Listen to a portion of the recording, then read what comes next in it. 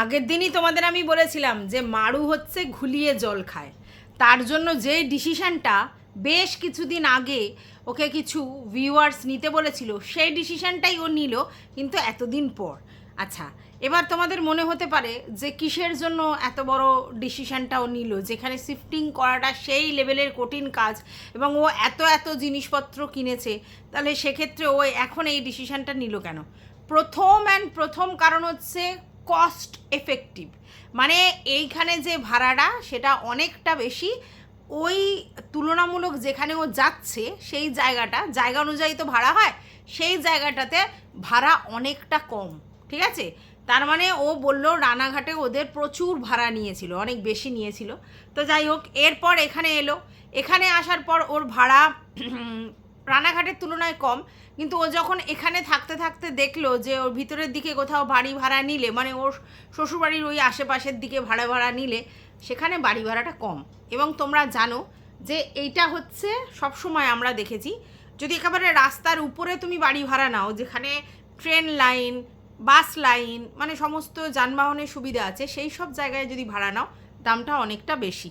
তুমি যদি একটু ইন্টিরিয়ারে ভাড়া নাও ভাড়াটা অত বেশি হয় না, কারণ সেখানে যানবাহনের পথ মানে হচ্ছে তোমার খুব কমফোর্ট নয়। এবার যারা দূরে দেশে চাকরি বাকরি করে বা বিজনেস করে, তাদের তো ওই পাবলিক ট্রান্সপোর্টের উপরই নির্ভর করতে হয়, তার জন্য তারা সেই সব জায়গায় যায়। এবার মারুদের ক্ষেত্রে তো এখানে থাকার কোনো প্রয়োজন নেই, কারণ মারুর শ্বশুরবাড়ি ওখানে, মারুর বাপের বাড়ি ওখান থেকে কাছাকাছি। ঠিক আছে, এইবার মারুর বরের দোকানও ওখানে, তাহলে মারুর মানে যাতায়াতের জন্য যে থাকার ব্যাপারটা সেখানে এখানে প্রয়োজন নেই। তো তার জন্য ও যেখানে এখন ভাড়া নিচ্ছে সেইখানে থাকলে ওর সব দিক দিয়ে ভালো, কারণ চিপ, অনেকটা চিপ হবে, কারণ ওই ওই জায়গাটা তো অনেকটা গ্রামের সাইডের। আর প্লাস হচ্ছে ওদের তো আর এই সব জায়গায় মানে শহরাঞ্চলে থাকতে হবে, মানে ও তুলনামূলক শহরাঞ্চল সেরকম তো ব্যাপার নেই, কারণ ওদের কাজটা তো ওই ইন্টেরিয়ারই। ঠিক আছে, আচ্ছা রইল বাকি হচ্ছে সেখানে টাকার সেভিংস, সময়ের সেভিংস, প্লাস হচ্ছে বাড়ি থেকে খেয়ে যাতায়াত করতে পারবে, তার মানে হচ্ছে সেখানে খাওয়া দাওয়ারও ব্যাপারটা আর রাস্তার উপরে থাকলে এখানে যেতে ইচ্ছা করবে, ওটা খেতে ইচ্ছা করবে, রোজ রোজ দোকান পাঠশালায় যেতে ইচ্ছা করবে, এটা ওটা সেটা খেতে ওটা ওখানে হবে না। তো এই সমস্ত কিছু মিলে মারু এখানে থাকার কথা ভেবেছে। সেখানে দুটো প্রধান কারণই কিন্তু ভাড়া কম আর এসি লাগানোর ব্যবস্থা করতে পারবে, আর মারুর বর খুব তাড়াতাড়ি সময়ের মধ্যে যাতায়াত করতে পারবে। তাহলে মারুর বর যে হেল্পিং হ্যান্ড হিসেবে কাজ করে আমাদের মারুর, সেটা করতে পারবে। আর মারুর যদি রান্না করতে ইচ্ছে না করে, তাহলে মারুর শ্বশুরবাড়ি থেকে খাবার চলে আসবে। এই সমস্ত কিছু ভেবে এখন এই ডিসিশানটা মারু নিয়েছে। তো যাই হোক, চলো welcome back to my channel. আশা করছি তোমরা সবাই খুব ভালো আছো, আর আমিও খুব ভালো আছি নতুন একটা ভিডিওর সাথে। আমি রুনার লাইফস্টাইল থেকে। দেখো, আমি আগের দিনই বলেছিলাম যে মারু যে একই পাতে খাওয়া, এইসব জ্বর ফর হলে এই যে বরকে খাওয়াচ্ছি, আমি খাচ্ছি, অনেকে দেখবে বাচ্চাকে খাওয়ায় নিজে খায়, খুব ব্যাড হ্যাবিট। কারণ এই যে এই আমাদের যে লালা ফালা নির্গত হয়, এখান থেকে তো নানা রকম জার্ম এদিক ওদিক যায়। তো জ্বর যখন আছে তখন সেই জ্বরের ওই ব্যাপারটা এই মারুর এফেক্ট হয়ে যাবে। মারু যেহেতু এখন প্রেগনেন্ট, তো মারুর এই জিনিসটা করা একদমই উচিত হয়নি। আমি তোমাদেরকে বলছিলাম না, আমি পরিষ্কার বুঝতে পারছিলাম না যে ও খাচ্ছে ওকে দিচ্ছে, ও খাচ্ছে ওকে দিচ্ছে, নাকি ও আগে খাইয়ে নিয়ে তারপরে দিচ্ছে। তো যাই হোক, সেটা কিন্তু ও খুব ভুল কাজ করেছে, এই সব জিনিসগুলো দেখতে হবে। তো মারু কি রান্না করেছে দেখেছো নিশ্চয়ই। আর গ্যাসের ব্যাপারটাও দেখেছো, যে ওর একটা ইন্ডাকশান আছে আর ওর গ্যাস নেই। ইন্ডাকশানটা অ্যাকচুয়ালি ছমছমিয়ার, সেটা আবার দোকানে ছিল, দোকান থেকে নিয়ে এসে ও আলাদা করে ওই বোর্ডটা যেটা দিয়ে, সার্কিট বোর্ড যেটা দিয়ে ওই অপারেট করা যায়, সেটা আলাদা করে লাগিয়েছে দেখলাম। সেটা নাকি খুব ভালো সার্ভিস দিচ্ছে। হ্যাঁ, দেখলাম ওরা ইন্ডাকশানে বেশ ভালোই রান্না করে। আর যে গ্যাসটা, সেটা হচ্ছে ছোটো গ্যাস। এখন সত্যি কথা, এই যে এক্সপেন্সিভ সময়, সেই সময় ওই ছোটো গ্যাস ব্যবহার করা খুব মুশকিল, কারণ ওই ছোটো গ্যাসগুলো ভর্তি করতে হয়, অল্প মানে করে গ্যাস থাকে, আর তাতে অনেক টাকা দিয়ে ভর্তি করতে হয়, তাহলে সেটা খুব একটা বেশি সাশ্রয় হয় না। তো যাই হোক, এখন আমাদের মারু বলছে যে একটা গ্যাসের ব্যবস্থা করতে। তো গ্যাস নিতে গেলে যেটা করতে হবে যে মারুর বর যেখানে থাকে সেই জায়গা থেকে করতে হবে, এবং মারুর বর বা মারুর নামে কারোর একজনের নামে গ্যাসটা নিতে হবে। ঠিক আছে, এবার ঘরদোর হয়ে গেলে কোনো অসুবিধা হয় না, ইলেকট্রিক বিল ফিল হ্যানা তানা থাকলেই হয়ে যায়। কিন্তু এইখানে কিভাবে হবে ভাড়া বাড়িতে, সেটা আমার জানা নেই। তো যাই হোক, আমার মনে হয় যে গ্যাস সিলিন্ডারের জন্য অ্যাপ্লাই করাই ভালো। এই ছোট গ্যাসে কিন্তু অনেকটা বেশি এক্সপেন্সিভ হয়। আচ্ছা, এবার মারুর বক্তব্য যে আমি এই শিফটিংয়ের সময় কোনো কাজকর্ম করব না, সব লোক আছে। অনেকে বলেছে তোমার শাশুড়িকে বা মিঠিকে নিয়ে আসো, এসব জিনিসপত্র গোছানো গাছানো। মারুর তো সেটা পছন্দ হবে না, তো ওরা কি করে এসে করবে? একজনের সংসারে একজন ওরকমভাবে এসে করতে পারে সব গোছানো গাছানো? এটা ভুল কথা বললেন আপনারা। তো যাই হোক, মারু বলছে আমাদের লোক ঠিক করা আছে, তারাই সমস্ত কিছু খুলবে, তারাই বয়ে নিয়ে যাবে। হ্যাঁ, সেটাই করা ভালো। আমার তো মনে হয় ছমছমিয়ার নিশ্চয়ই কিছু বন্ধুমহল বা পাড়াতে তো ভাই ফাইরা আছে, তো তারাও যদি মানে সবাই মিলে এসে ব্যাপারটা উদ্ধার করে, হ্যাঁ, সে তাদের কিছু মানে টাকা দিয়ে পিকনিক বা হ্যানা ত্যানা করিয়ে দিলে আলাদা ব্যাপার, কিন্তু না হলে সেটা করা যায়। অনেকে মুভার্স অ্যান্ড প্যাকার্স বলছে, ওইসব দিকে ওইসব মুভার্স অ্যান্ড প্যাকার্স হয় না। আর আমার মনে হয় যে অত এক্সপেন্স না করে নিজেদের মধ্যে করে, অনেকেই আছে বন্ধু বান্ধব, পাড়ার মাঠের ক্লাবের এসব লোকেদের নিয়ে গিয়ে সমস্ত জিনিসপত্র খুলে তারপর আবার আরেক জায়গায় সেট করে দেওয়া। এবার কি হয় যে বিছানা কাঁথা হ্যানা ত্যানা অমুক তমুক সব সেট করার পরে যেটা মেনলি মারুর সেট করতে হবে সেটা হচ্ছে জামা কাপড় গোছানো, শোকেসের জিনিসপত্র যেগুলো গোছানো, রান্নার জিনিসপত্র গোছানো, এগুলো। তো আমার মনে হয় সেক্ষেত্রেও আমাদের ছমছমিয়া যথেষ্ট এক্সপার্ট। অর্থাৎ মারুর কিন্তু শিফটিংয়ের জন্য মারুকে টেনশন করতে হবে না। মারুকে যে প্রচুর মানে কাজ করতে হবে শিফটিংয়ের জন্য তা কিন্তু না। হ্যাঁ, হেডেক আছে, ঝামেলা আছে, যতদিন না গোছাতে পারবে ততদিন সব এদিক ওদিক পড়ে থাকবে, তার মধ্যেই রান্না বাড়া করা একটু হেডেক। কিন্তু মারুর কিন্তু সেই অর্থে প্রবলেম হবে না। যারা ভাবছেন যে মারুর প্রচুর প্রবলেম হবে, একদমই না। মারুর কিসে প্রবলেম হবে? মারু তো এইসব দিক দিয়ে একদম মানে ফ্রি, কারণ আমাদের ছমছমিয়া এক্সপার্ট এইসব ব্যাপারে, তার জন্য কোনো চিন্তা করার কারণ নেই। যাই হোক, এখনো পর্যন্ত আমরা জানি মারু বলেনি যে তার মায়ের সঙ্গে তাদের সম্পর্ক ঠিক হয়ে গেছে, কিন্তু আমরা বুঝতে পারি যে মারুর সঙ্গে মারুর মায়ের সম্পর্ক ঠিক হয়ে গেছে। এবং আমরা এটাও দেখেছি যে ওই রাজবিট্টু ওরা সব আসা যাওয়াও করে, কাকিমা কাকুও আসে, তাহলে তারাও এসে কোনো রকম হেল্প করতে পারবে। কারণ ওরা যখন দেখেছো পুজো পুজো হয়েছে, সব সময় ওরা এসেছে, তাহলে কিছু দরকার হলে পাড়ার মধ্যে দিয়ে এসে যেতে পারবে। এসব অনেক সুবিধা, অনেক ফেসিলিটিসের কথা ভেবেই মারু এদিকে চলে এসছে। আরও একটা ব্যাপার হচ্ছে, মারু যে বাড়িতে ভাড়া থাকতো, প্রথম প্রথম দেখা গেছিলো যে ওই বাচ্চাটি আসতো, বসতো, থাকতো। তারপরে দেখা গেছে যে তেমন একটা সম্পর্ক মারুর সাথে ওই বাচ্চাটিদেরও নেই, ওই কাকু কাকিমারও নেই। মানে সেরকম একটা যে বিশাল সম্পর্ক রাখছে সেরকম কোনো ব্যাপার নেই।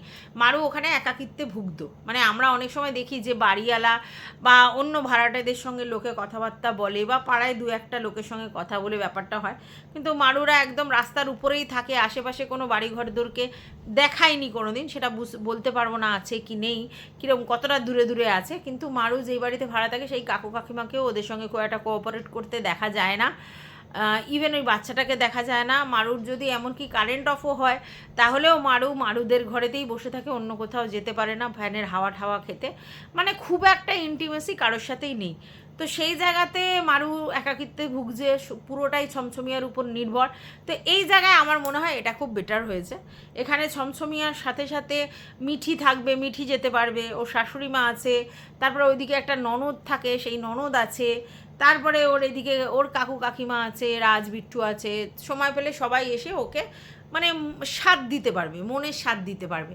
তো অনেক কিছু বুঝে সুঝে সেটা নিয়েছিল। আমরা খুব ভালো করেই জানি মানে মারু প্রথমে রানাঘাটে জায়গাটা মানে ভাড়া নিয়েছিল, তার পিছনের রিজন এটাই ছিল যে ওখানে ম্যান্ডু রানী আছে।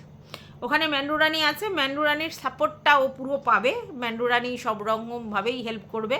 যদিও ফেসবুক দেখে, ও বলছে ফেসবুক দেখে ওই জায়গাটা ওরা চুজ করেছিল এবং ভাড়াটা নিয়েছিল। সে হতেই পারে ফেসবুক দেখে চুজ করেছে, ভাড়া নিয়েছে, কিন্তু ওর রানাঘাটে থাকার উদ্দেশ্য কিন্তু ম্যান্ডি ছিল।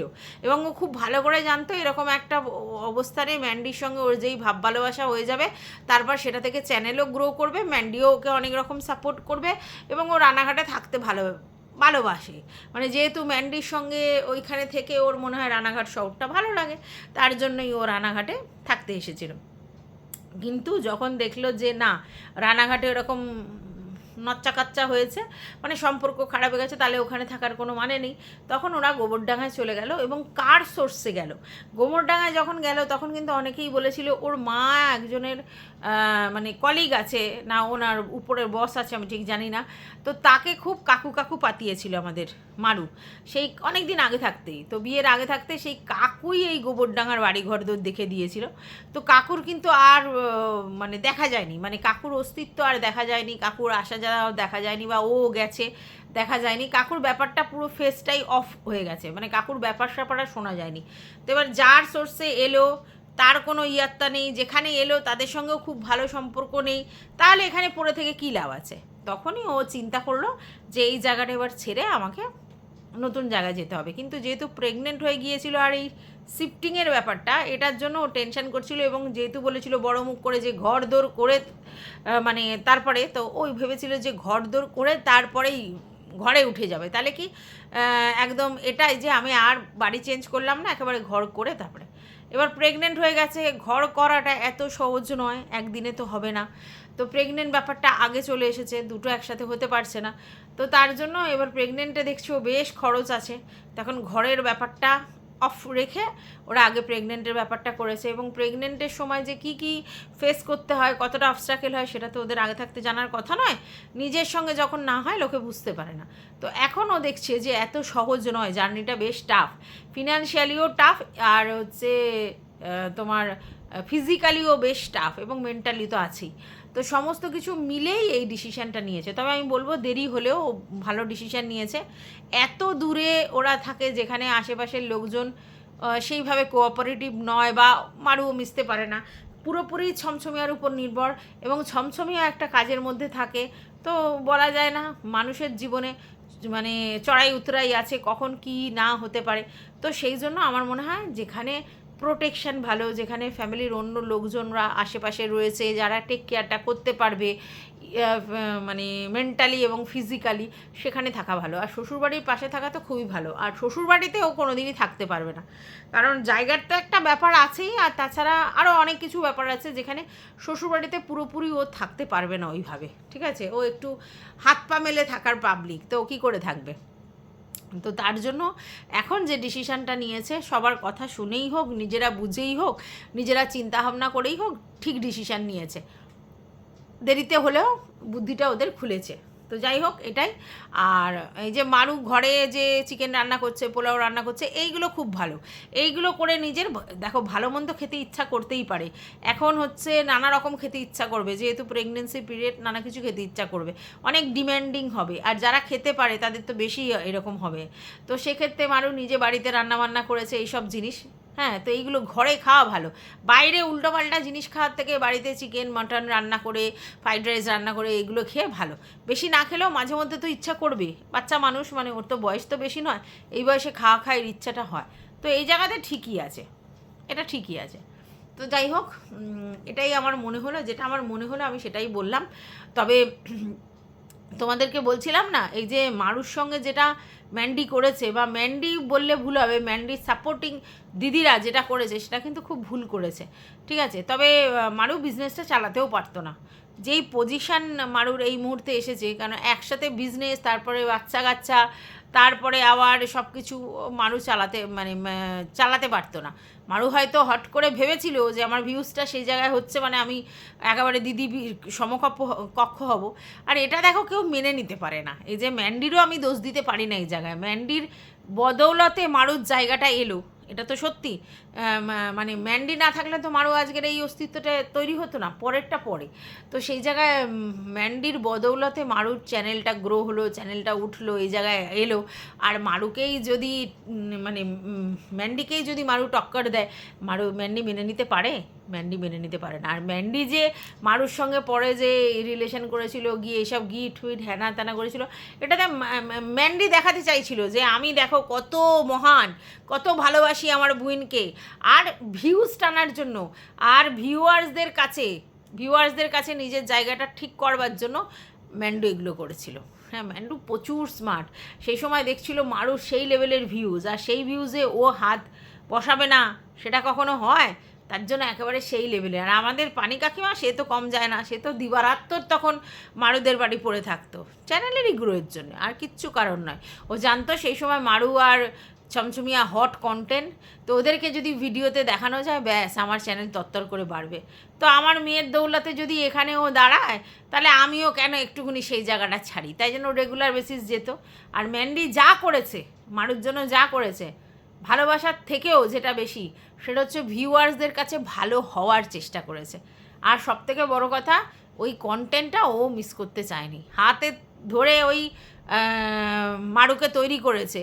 আর সেইখানে মারুর ভিউজটা এই জায়গায় দাঁড়াবে আর ও লবণ কাঠি চুষবে, সেটা তো হয় না। তার জন্য পুরোপুরি ফায়দাটা নিয়েছে।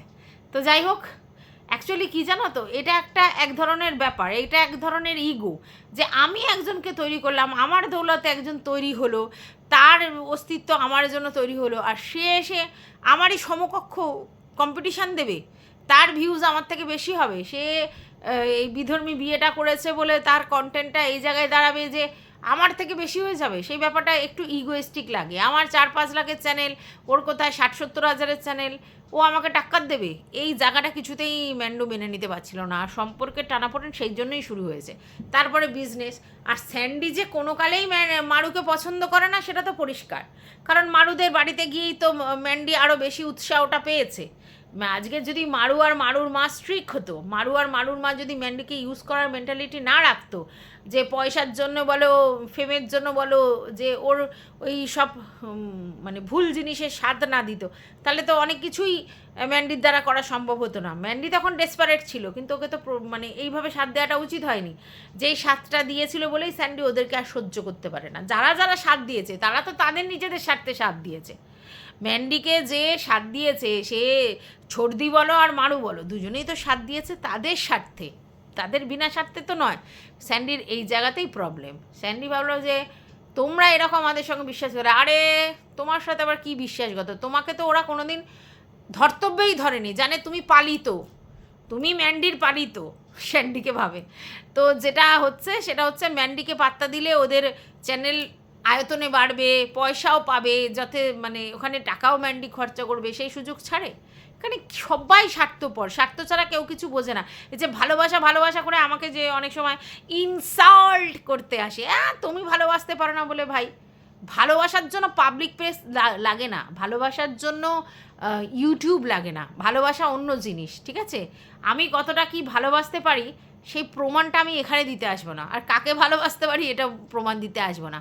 ইউটিউবে এসে নিজের চ্যানেলের স্বার্থে কাউকে বগল দাবা করে আর তাকে ভালোবাসি ভালোবাসি করে তারপরে তাকে পিছনেই আঁচলা বাঁশ গোজার চেষ্টা, ওটা রুনা চক্রবর্তী করে না। তাই আমাকে ওই সব জ্ঞান দিতে হবে না যে তুমি ভালোবাসার কী মানে বুঝবে। আমার ভালোবাসার মানে বোঝার দরকার নেই। এখানে ইউটিউবের ভালোবাসা মানে মুরগি পোষা, এই আমার বহুদিন আগে বোঝা হয়ে গেছে সবার ক্ষেত্রে। তো যাই হোক, এটুকুই এই ভিডিওটাতে বলার ছিল, আর কিছু না। ভিডিওটা দিতে একটু দেরি হবে কারণ আজকে আমার ভিডিও করতে দেরি হয়ে গেছে, তবে ভিডিওটা আজকেরই পোস্ট করবো।